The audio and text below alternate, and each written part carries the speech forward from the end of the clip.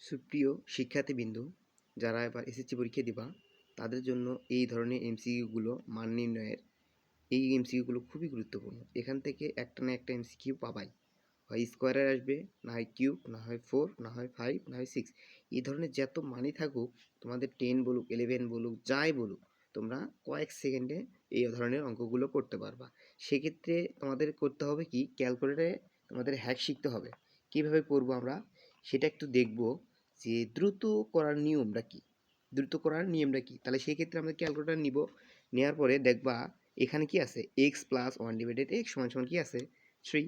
তাহলে আমরা কি করব, x plus one divided x সমান সমান কি তুলবো, 3 তুলবো। তার জন্য কি করব, আলফা প্রেস করলাম, এই যে এক্সে চাপ দিব, তোলার পর দেখো এক্স উঠছে, প্লাস দেবো, প্লাস আছে, প্লাস দিলাম। এরপরে দেখো আছে কি 1/x, তাহলে কি দেবো, ওয়ানে চাপ দিলাম, ভাগ আছে, ভাগ ডিভাইডেডের জন্য কি দেবো, ভাগ দিলাম। দেওয়ার পর কি দেবো, আবার লিখবো কি, এই যে আলফা প্রেস করলাম, এক্সে চাপ দিলাম, দেখো এক্স উঠে গেছে। কিন্তু এখন আলফা প্রেস করে সমানে চাপ দিলাম, এটা কিন্তু ক্যাল বাটন, এটা কিন্তু সাধারণ সমান নয়, এটা কিন্তু ক্যাল বাটনে চাপ দেওয়ার সাথে সাথে কিন্তু আমাদের একটা সমান উঠছে। সেইখানে একটা মান দেওয়া আছে, কত দেওয়া আছে, 3। তাহলে আমরা অ্যান্সারটা এখানে লিখে দিলাম যে এত সমান সমান দেওয়া আছে কত, 3 দিয়ে দিলাম। এখন আমাদের এখান থেকে একটা এক্সের সমাধান বের করতে হবে। সেই জন্য কী করব, শিফট ক্যাল 1, তারপর কী দেবো, সাধারণ যে একটা সমান আছে এখানে চাপ দিলাম। দেখো এখানে এক্স হোয়াট সমান দেওয়া আছে 1 উঠছে। এরপরে আমাদের আবার কাজ করতে হবে কি, শিফট ক্যাল, দেখো এখানে একটা এক্সের মান আসছে, কত মান আসছে, 2.61, মেলাগুলো মান আসছে, থাক কত কিছু লাগবে না, আমাদের জানতে হবে যে 2.6 আসছে। ক্যালকুলেটর তো বুঝে গেছে যে এক্স প্লাস ওয়ান ডিভাইডেড এক্সের মান কত আসছে, 2.61 আরও অনেক সামথিং মান আসছে।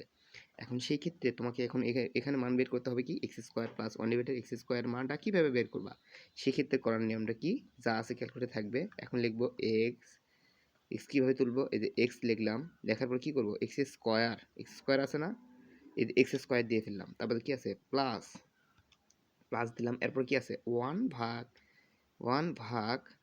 ভাগ দিলাম কি এক্স, তাই না, আলফা প্রেস করলাম, আবার এক্সে চাপ দিলাম, এবার স্কোয়ারে চাপ দিয়ে ফেললাম। দেখো x square plus one divided x square সমান চাই, একটা মান চাইছে। দেখো এখন আমরা সাধারণ একটা সমান যা বাটন আছে এখানে চাপ দেওয়ার সাথে সাথে কিন্তু একটা রেজাল্ট আসছে, কয়েক সেকেন্ড সময় লাগছে। এখানে দেখো 7 আসছে, তাহলে আমরা এখানে রেজাল্টে লিখবো কত, 7। এইরকম মানগুলো তোমরা 3, 4, 5, 6, 7 এইভাবে যতগুলো মান আসবে তোমরা কয়েক সেকেন্ডে কিন্তু এই ধরনের অঙ্কগুলো করতে পারবা।